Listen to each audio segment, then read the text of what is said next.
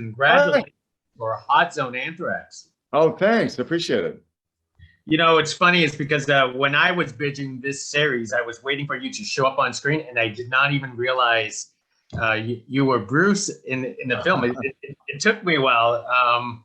Tell us about that transformation into that character. I mean, Yeah, it was so cool to do because Bruce is so different than me. I mean, he looks different than me, and his whole demeanor is quite different. So that's always really exciting. But it's a bit of a process to kind of find that.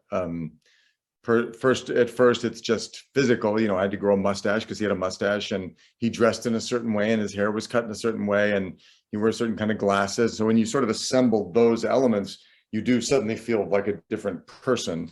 And then it really is a journey of investigating the character's psychology, and thankfully, because he was a real person, I was able to find out a lot of information about him and read books about him, and just do a lot of really helpful research that helped get inside of his head. well, what was your familiarity before you took on the project like this, though? Of him, I Yes. did not know who he was. I had no awareness of him. I mean, I remember living through the anthrax attacks. I lived outside of New York City, and 3 weeks after the trauma of 9/11, we got the anthrax attacks, and a postal worker near where we lived died. We put Cipro in our kids' backpacks to go to school. We didn't open our mail for a month, so that was very vivid to me. But that all got subsumed, beneath the wars in the Middle East, and people sort of forgot about it. So I knew nothing about this investigation, and I did not know who Bruce Ivins was. So when you were doing the preparations for a character like this, how did you get into the headspace of this Bruce? I mean, he was seems like very tormented.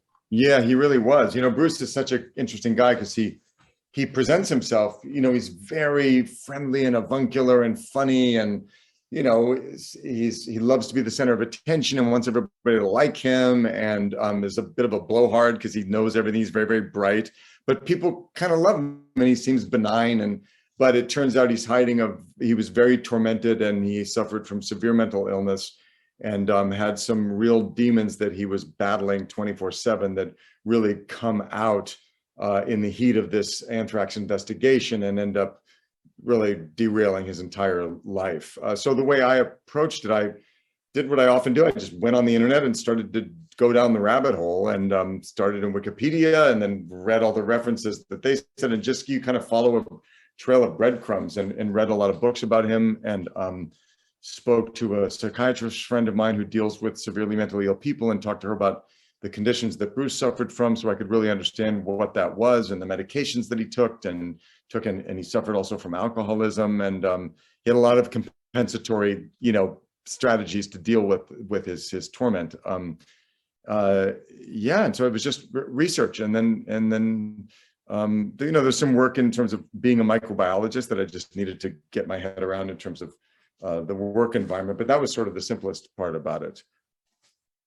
One more thing. After playing this character, at the end of the day, what do you think about Bruce now, after all this research and being in his shoes? In what sense? Do you mean, do I think he did it, or what do you Yeah, mean? Yeah, absolutely. I mean, without giving spoilers to your audience, to avert your ears if you don't want to know, but Bruce becomes the central suspect in this thing eventually. And for me, the thing that's most persuasive to me at the end was the revelation of when the science evolved to a point where they could do a DNA analysis of the spores in those samples, and the fact that those spores exactly matched the spores in Bruce's lab, that were only in Bruce's lab, and that he had hidden them and modified them, really was the most damning thing. And then that's supported by all the circumstantial evidence of Bruce's very bizarre behavior over the years, and particularly during the time, in 2001. That was pretty persuasive to me, even though I have tremendous empathy and compassion for Bruce's suffering. I think, and frankly, just to say, a lot of people disagree with me. There are scientists who knew him who said this is impossible, and the FBI really unfairly framed this person. that evidence was pretty hard to refute in my view, but we'll never know because they were never able to bring an indictment against him. That is true. That is true. I guess, well, he literally took it to the grave. Well, Yeah. thank you very much, Tony, for speaking to us.